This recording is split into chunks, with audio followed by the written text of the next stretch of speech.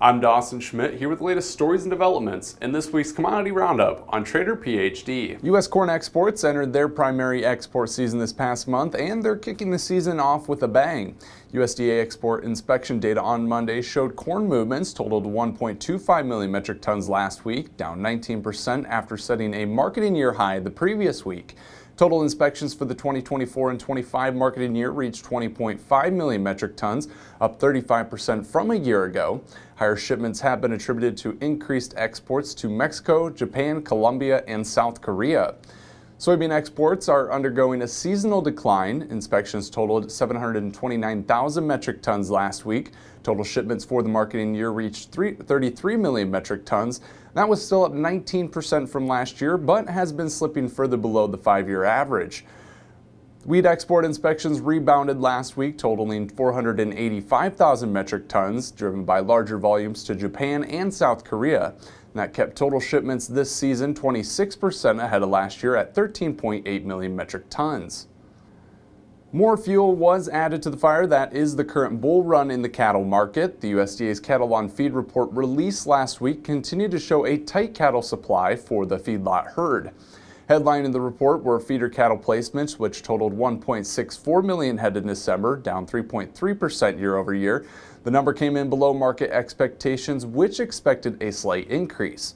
However, restricted feeder cattle imports from Mexico are showing an impact. A state-by-state breakdown of feedlot placements showed a 23% decline in Texas's placements compared to a year ago. Sharp reductions were also seen for Oklahoma, Washington, and California.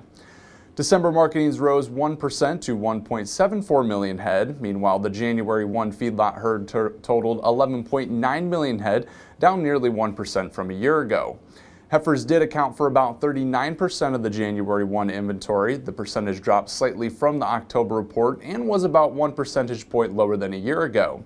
But does that mean producers are holding back heifers in a noticeable way? USDA livestock analyst Mike McConnell says record feeder cattle prices still incentivize sending heifers to feedlots. And that might be signaling to some degree the fact that perhaps cow-calf producers are retaining their female animals for breeding rather than marketing their heifers for feedlots. With the strong feeder cattle prices that we've seen recently, there's still a pretty strong incentive for producers to market their heifers in the feeder market. With the monthly report out of the way, traders are now focused on the highly anticipated cattle inventory report the USDA released on Friday. That report will offer a more in-depth breakdown of the current cattle market trend.